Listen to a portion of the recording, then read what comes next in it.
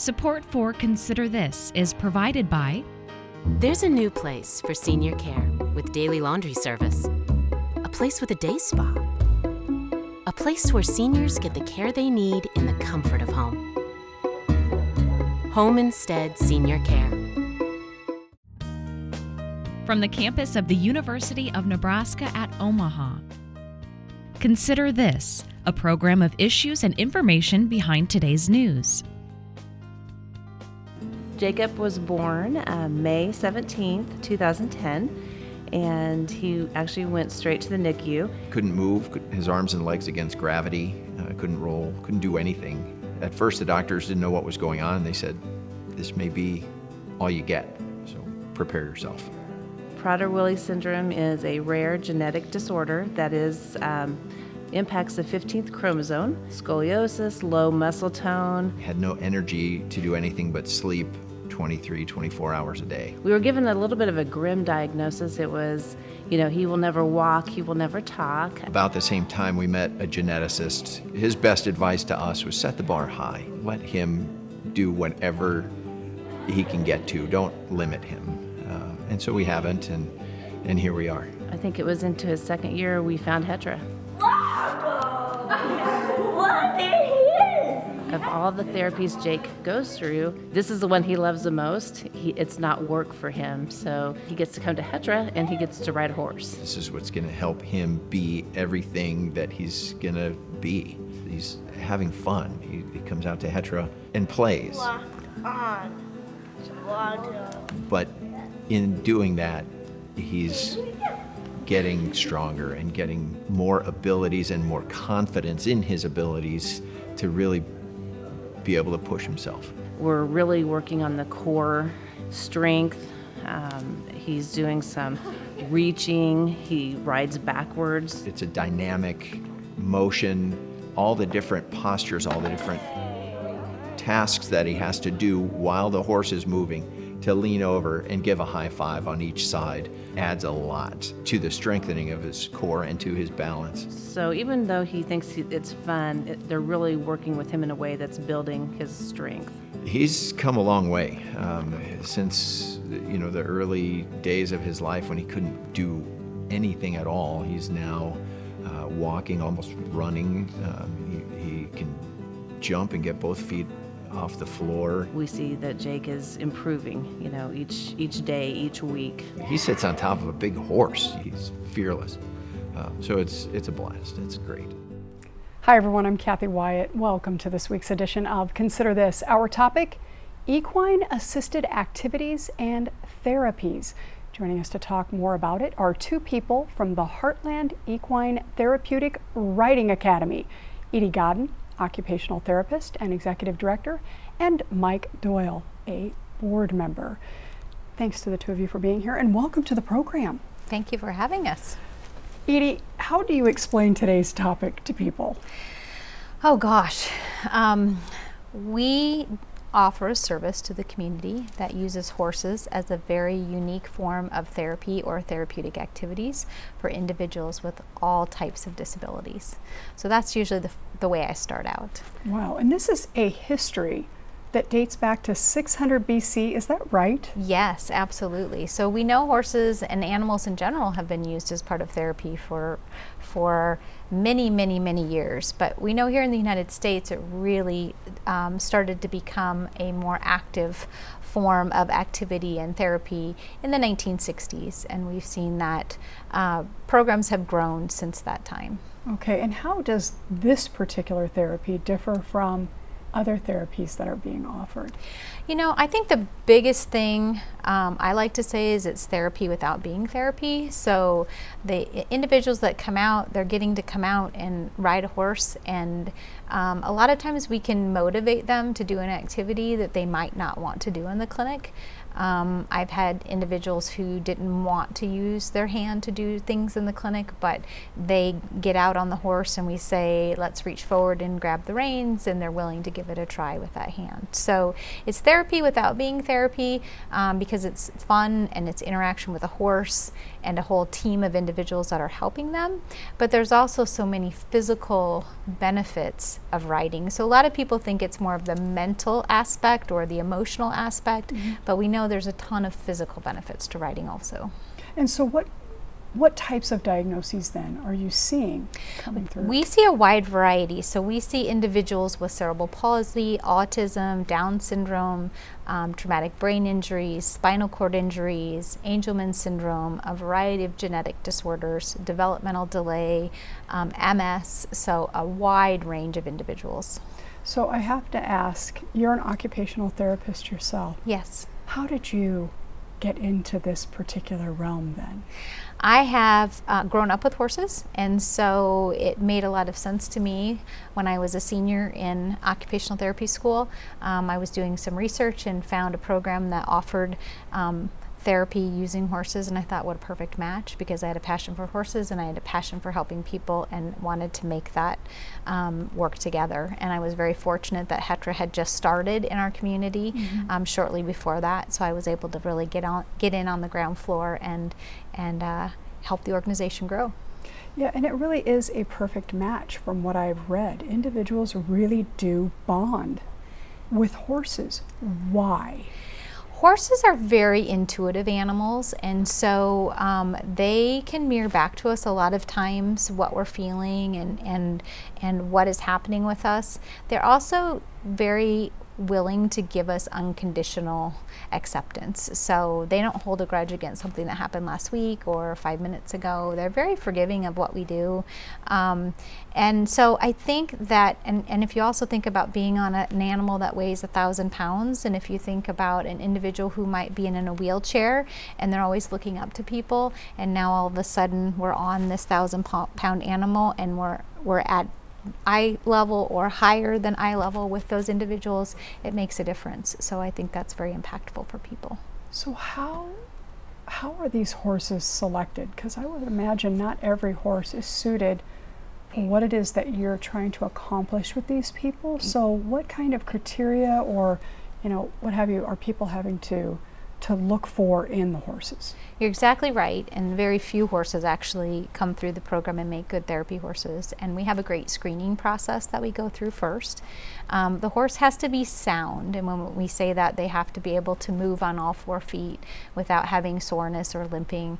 They have to be very quiet as far as a temperament goes, so they can't let a lot of things excite them.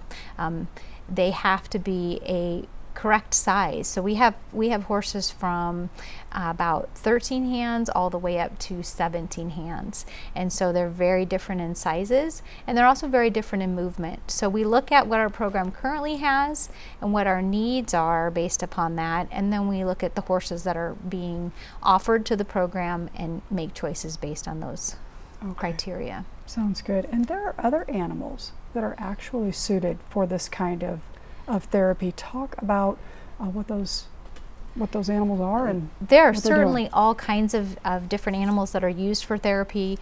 We have dogs, of course, that are used as seeing eye dogs, as reading companions, as help with trauma victims.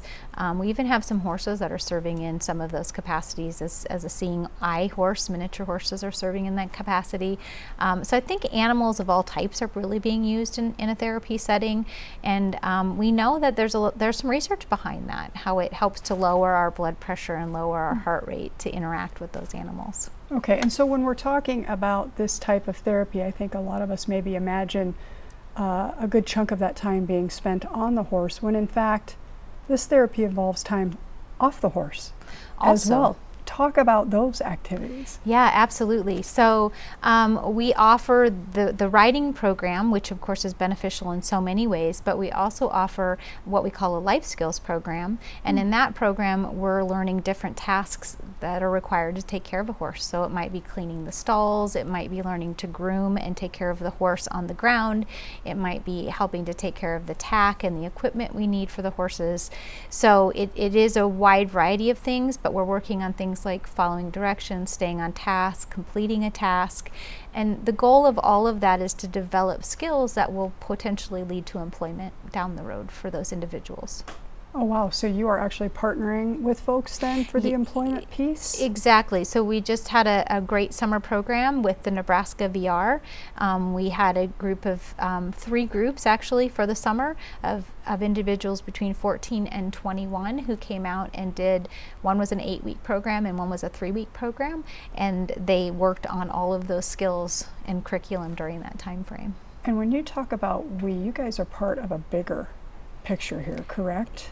Correct. So tell me about that in terms and how you fall into Sure. that. So HETRA itself is its own freestanding nonprofit organization, but we are part of a national organization called PATH International, and that organization oversees programs like ours and sets standards for programs like ours.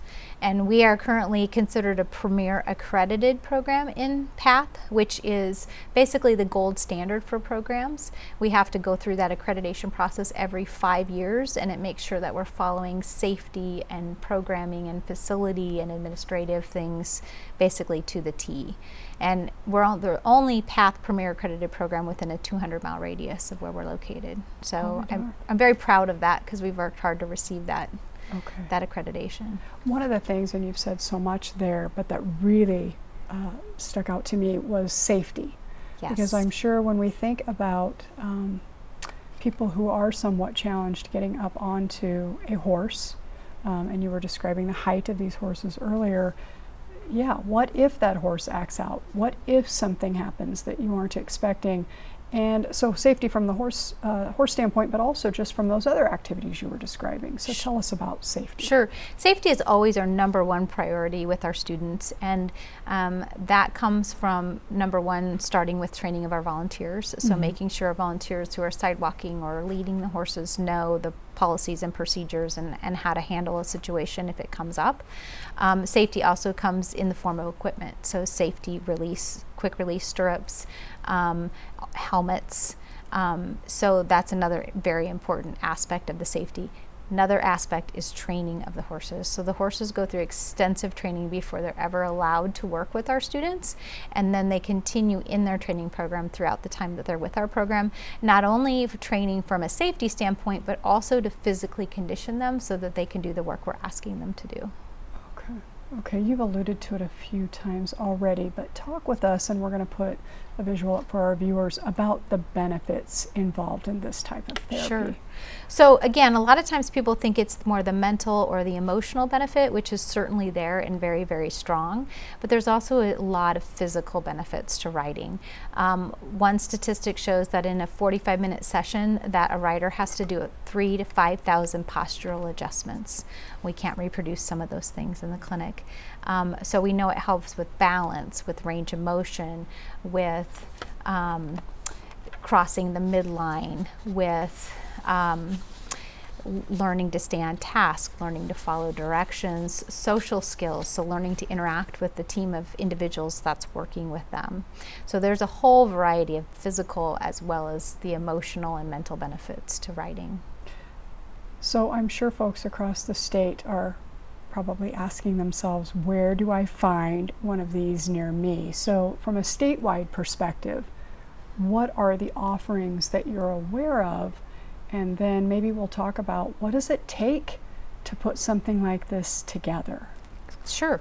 So there are, I believe around 8 to 10 other programs in the state of Nebraska. And if they go out to the pathinternational.org website and they go to Nebraska, that's one way they can start to access that. There's also a state representative for Nebraska, and they can contact them to find out what other programs are here. But we know there's one way out in the western part of the state in Madison. We know there's a program in Kearney. We know there's a few programs in Lincoln, and there's some additional programs here in the Omaha area. Okay, so we're going to dig in a little bit, Mike, and we're going to bring you into all of this. Edie, as a great executive director, has referenced HETRA several times already, but from your vantage point, how do you explain this nonprofit to folks? Well, first of all, sitting next to Edie reminds me of why I serve on the board. It's a wonderful organization, and when I think about serving on this board and what it means to me, it's the opportunity to pay it forward, to serve with colleagues, other board members that support this organization, and really it is a last resort for many of our students, our children and adults alike, from an insurance perspective, because many other therapies haven't worked alone, and so they generally are referred to this organization. And then when you watch some of the videos on our website and you witness it firsthand, like I have, it's remarkable the results that happen through HIPAA therapy and what our organization does. And Edie has a wonderful staff that backs her up, and we operate on many volunteers who support the organization, and it's just a great group of people to be around. Yeah, so how did you become involved then, Mike? I'll have to give credit to my wife. I have served on boards most of my professional life. When we relocated back to Nebraska 10 years ago from Chicago, my deal with her is that she wanted to be a volunteer and join an organization that she loved. Well, she loves horses. We acquired a horse when we got back here, just happened to be stabled at HETRA.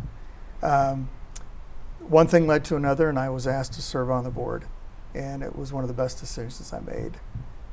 Okay, and when you're not serving HETRA, what do you do in your full-time gig there? So my day job, I work at HDR, and who's headquartered here in Omaha, which is why I relocated back to Omaha from Chicago.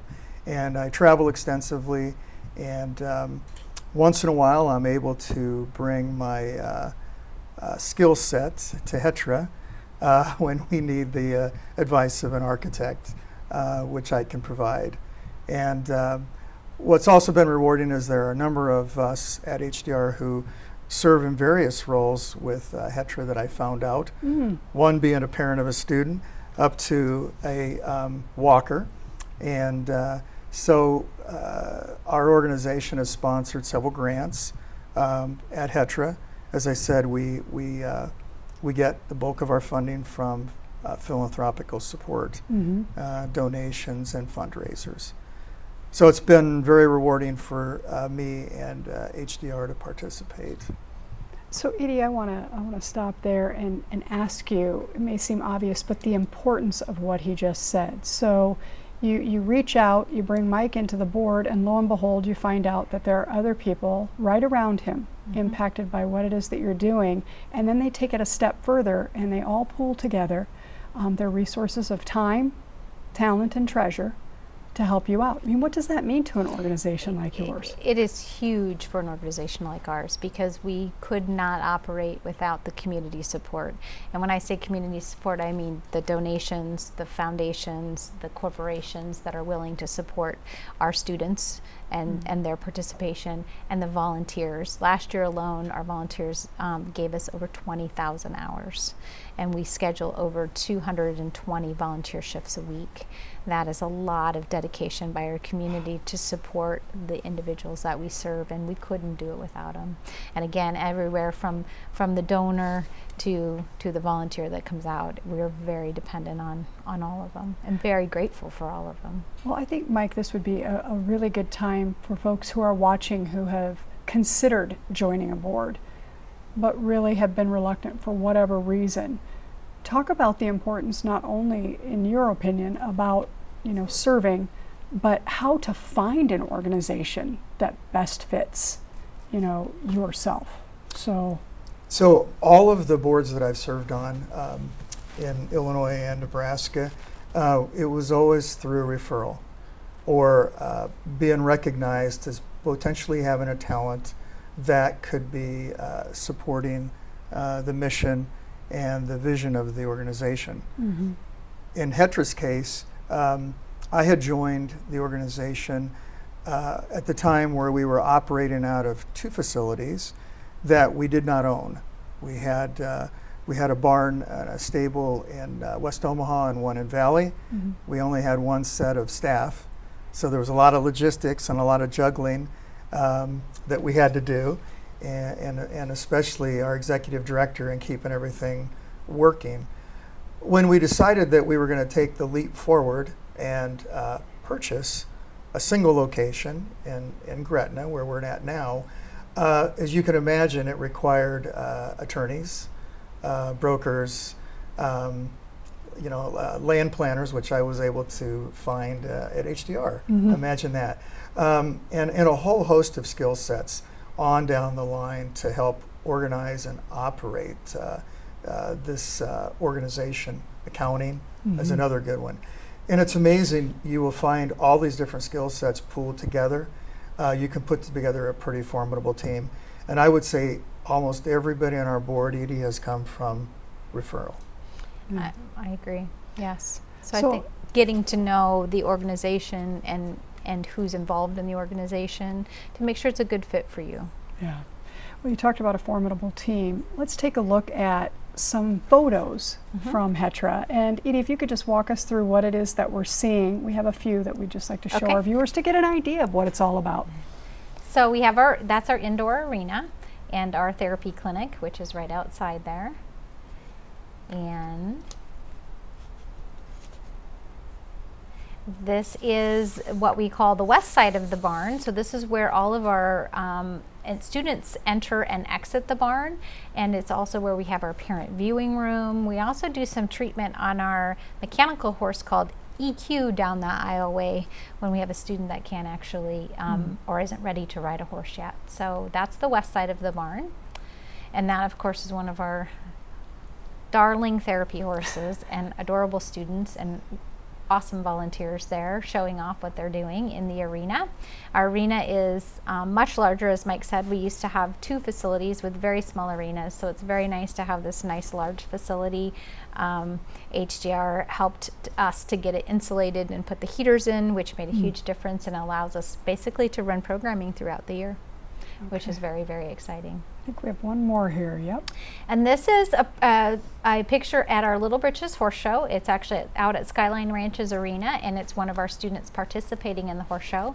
And we have actually our participant horse show coming up tomorrow, so we're very excited about that and their ability to show off what they've learned this year.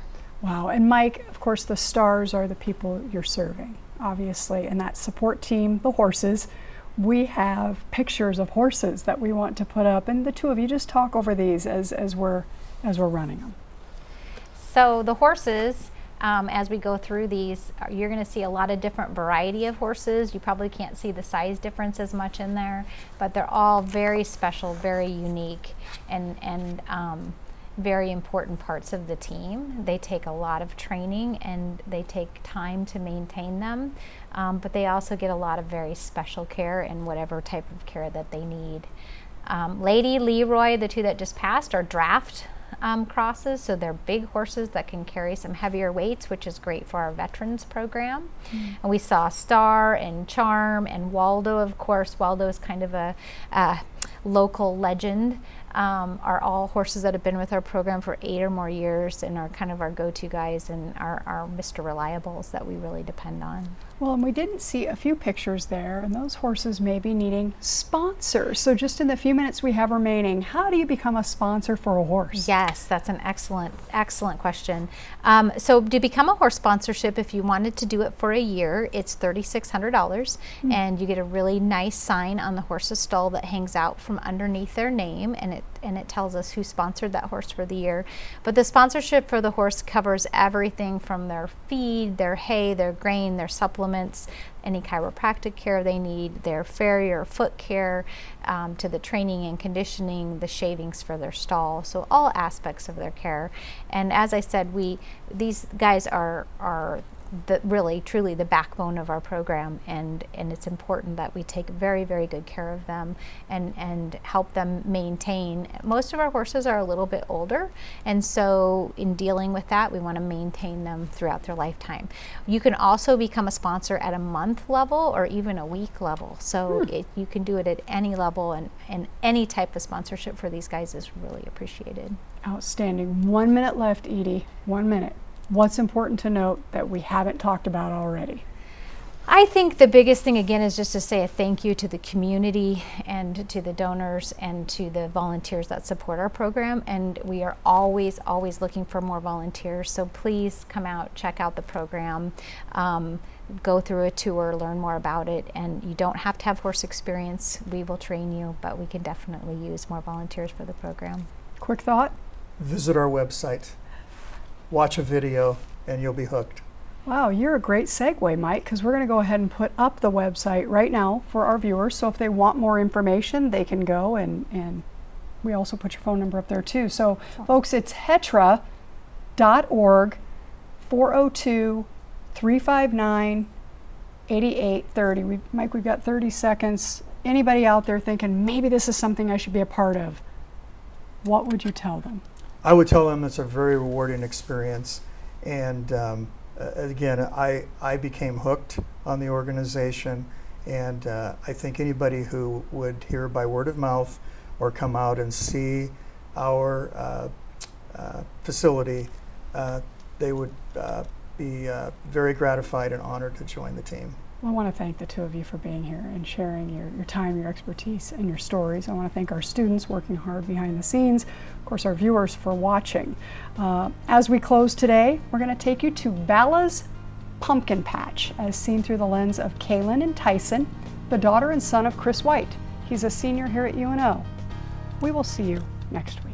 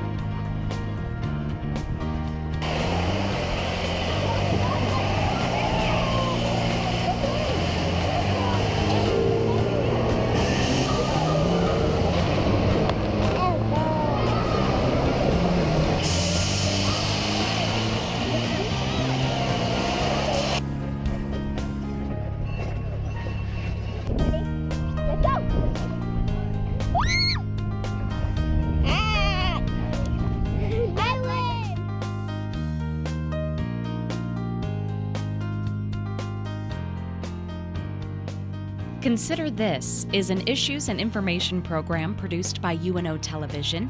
More information and program archives can be found at netnebraska.org/Consider This. If you'd like to share your comments about this program, call UNO Television at 402-554-2516 during regular business hours, or send an email to cwyatt@unomaha.edu.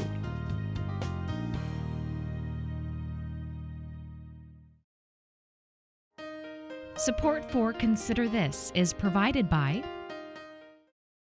There's a new place for senior care, a place with flexible meal plans. and 24-hour room service. A place where seniors get the care they need in the comfort of home. Home Instead Senior Care.